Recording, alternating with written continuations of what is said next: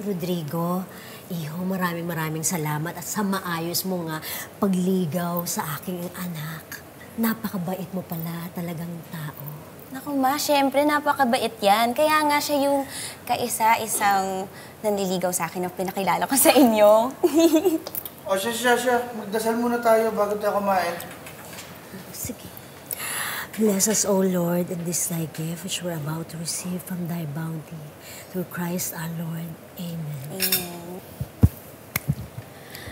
Kain?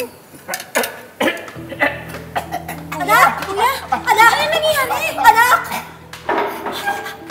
Anak! Kuya! Anak, gumising ka! Gumising ka pa! Di ba superhero ka? Oo. Bakit hindi ka mag-transform para tulungan mo yung kuya ko? Kasi kailangan niyo muna akong murahin para magka-powers ako. Ha? Naku, hindi pwede. Alam mo namang strict yung parents ko. Nakakahiya. Kung ganun, panoorin na lang natin mamatay yung kuya mo. Ay, Kulang yan? Lakasan mo pa? Yung mas malutong? Ako, si Kapitan Namo, ang tagapagligtas sa mga inang hitot sa mundo.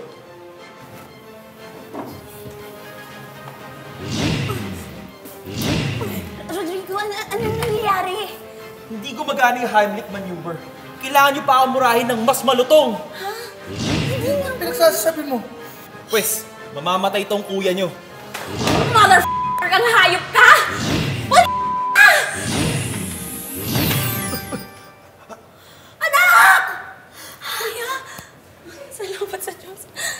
Rodrigo, maraming salamat. You're my hero.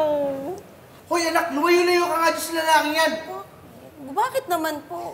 Hindi ko kayo pinalaki para maging bastos ang bibig. Mula na nagsasama ka dyan sa lalaking yan, natuto ka na magmura!